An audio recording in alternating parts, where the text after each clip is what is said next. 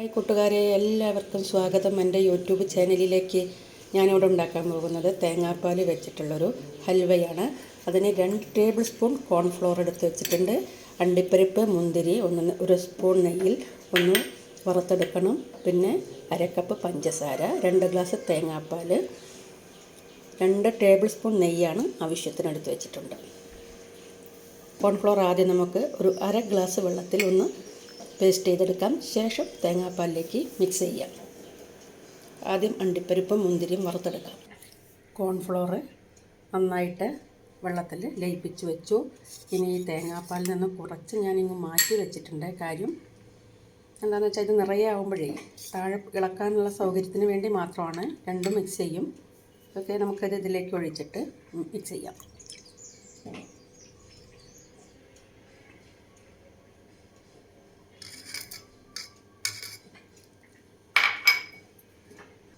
അണ്ടിപ്പരിപ്പ്, മുന്തിരി വറുത്ത നെയ്യിൽ ബാക്കിയുള്ളതിലേക്ക് നമുക്കത് പയ്യെ ഒഴിച്ച് കൊടുക്കാം. നല്ല ചൂടാണ്, ശ്രദ്ധിച്ചില്ലെങ്കിൽ കൈ പൊള്ളും.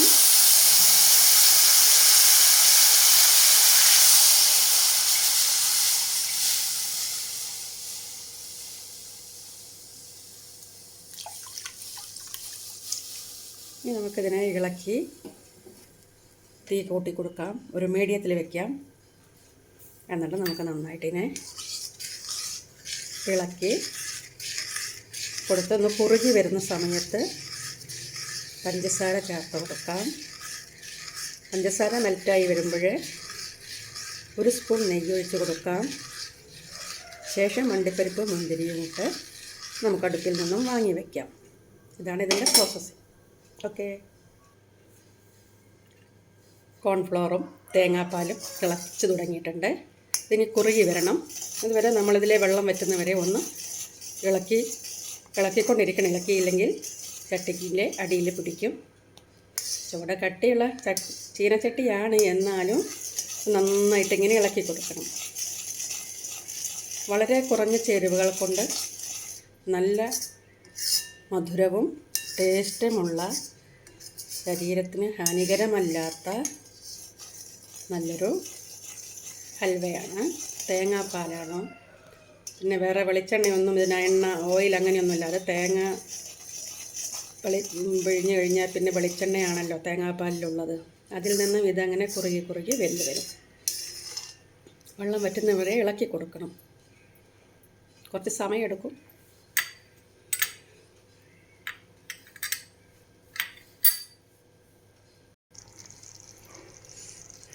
നമുക്കിതിലേക്ക് പഞ്ചസാര ഇട്ട് കൊടുക്കാം.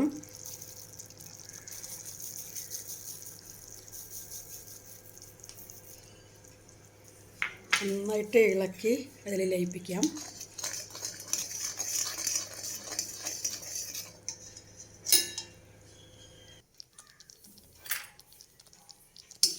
നല്ല കട്ടിയായി വന്നിട്ടുണ്ട്. ചൂടാറി കഴിയുമ്പോഴാണ് ഇത് തിക്കാകുന്നത്. നല്ല ചൂടാണ്. ഇതിലേക്ക് 1 സ്പൂൺ നെയ്യും അണ്ടിപ്പരിപ്പ്, മുന്തിരി വറുത്ത് വെച്ചതുണ്ടല്ലോ നെയ്യിൽ, അതുകൂടെ ചേർക്കാം.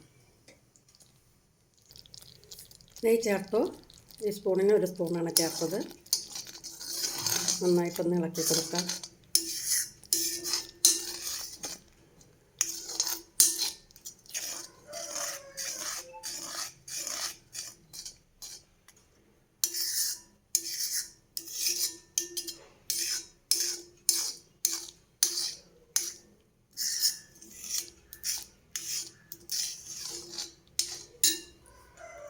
ഈ ഓഫ് ചെയ്യാം.